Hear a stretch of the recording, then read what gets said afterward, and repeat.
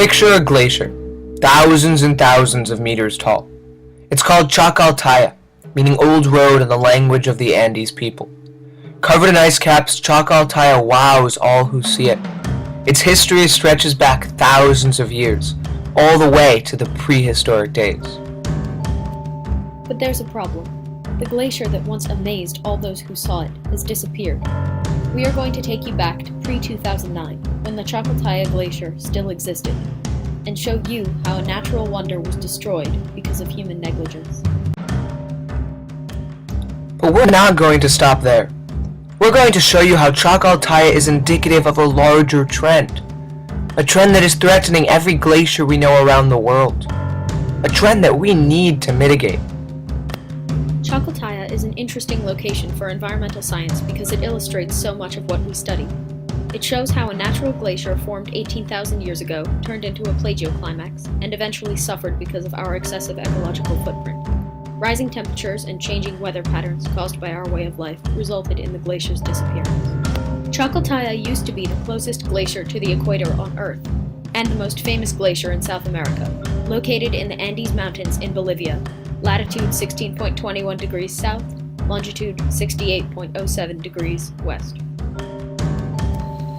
Biomes are complex terrestrial communities that cover large areas and are characterized by certain soil and climate conditions as well as particular assemblages of plants and animals. Chacaltaya is alpine forest, meaning it's a biome where it's windy, cold, and the sunlight is very strong. Chacaltaya has a long history that is ridden with environmental tragedy. Chacaltaya was formed 18,000 years ago when the Quelccaya ice cap melted and dropped its sediment, creating a moraine. Glacial till, especially gravel sediments that underlie the moraine, as well as glacial erratics, the huge boulders that remain on the mountain, are evidence of the glacier's formation. In 1940, the first ski resort was built on Chacaltaya. With an elevation of 5,421 meters, it was advertised as the world's highest ski slope. Said one tourist, "It's magical to ski at an altitude which planes don't fly at in parts of the world." That, however, was all about to change. Temperatures rose quickly in Bolivia thanks to our huge ecological footprints and carbon emissions. By 1980, half of the glacier had melted.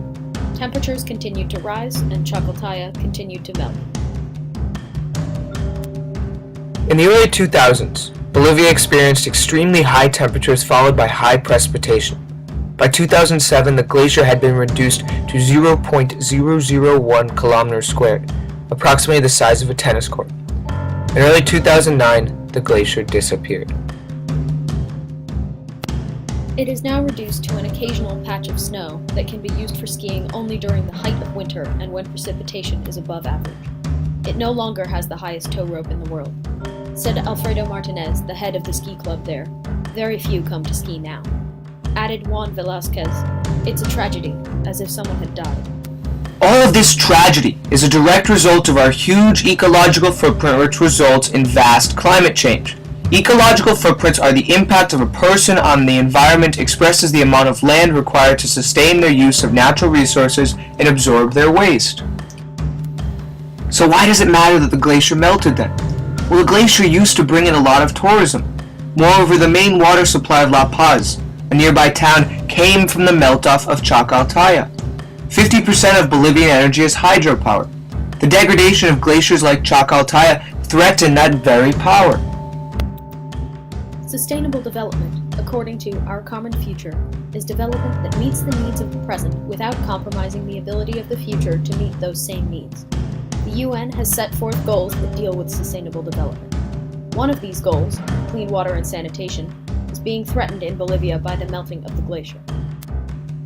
Earth Overshoot Day is the calculated calendar date on which humanity's resource consumption for that year exceeds Earth's capacity to regenerate those resources that year.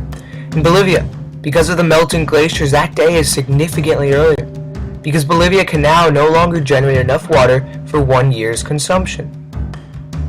50% of the energy in Bolivia is generated from hydropower, but because Chacaltaya and other glaciers are melting so quickly, the ability to harness this energy is rapidly decreasing. If we keep up our current ecological footprints, more glaciers will melt. People in Bolivia and around the world will have to migrate to other areas where there is water. Chacaltaya melted before it could scrape down the mountain. Other glaciers, however, are sliding downward or crashing into the ocean, drastically changing all ecosystems around them. Glaciers do not move quickly, but even a slow ice sheet cannot be forced to go backward, and will have enormous effect on any humans in its path. If global temperatures continue to rise, other glaciers will follow the example that Chacaltaya has set. As our ecological footprint continues to grow, 90% of glaciers on Earth will melt away, depleting essential water sources for many areas, causing ocean levels to rise and releasing greenhouse gases trapped in the ice sheets. So what's the solution? The solution is that we need to reduce our ecological footprints so carbon emissions decrease and climate change is reduced. It's that simple.